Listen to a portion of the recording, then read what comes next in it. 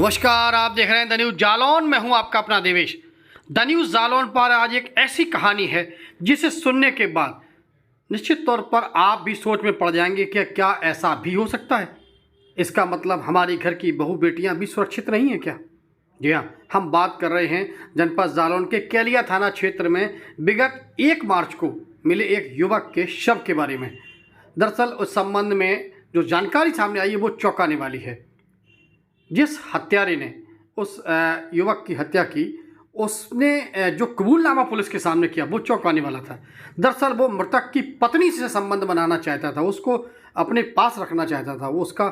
उसने ये भी उसकी पत्नी से कहा था कि यदि तुमने मेरी बात नहीं मानी तो तुम्हारे पति की हत्या कर दूंगा। लेकिन पत्नी क्या उसको शायद इस बात का अंदाज़ा नहीं था कि ये वाकई में ऐसा कर गुजरेगा। इस पूरे घटनाक्रम के बारे में क्षेत्राधिकारी कोच उमेश पांडे जानकारी दे रहे हैं, चलिए सुन लेते हैं।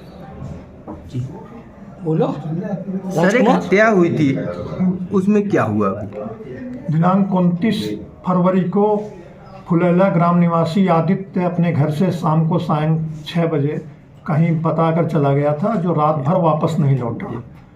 1 मार्च को उनके पिता ने इस संबंध में थाना कैलिया पर गुमशुदगी दर्ज कराई थी। अब कुछ ही देर पश्चात ग्राम देवगांव के खेतों में आदित्य का शव मिला था।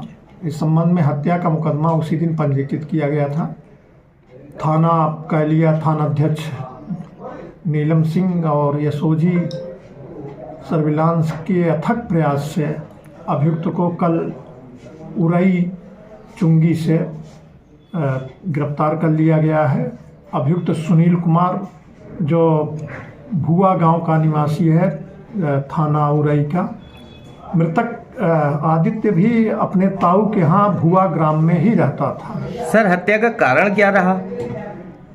सुनील मृतक की पत्नी से संबंध बनाना चाहता था, उसको बहुत परेशान करता था आते जाते, और उसको धमकी भी देता था कि तुम इस बात को किसी से नहीं बताओगी और मुझसे संबंध नहीं बनाओगी, मैं तुम्हारे पति की हत्या कर दूंगा।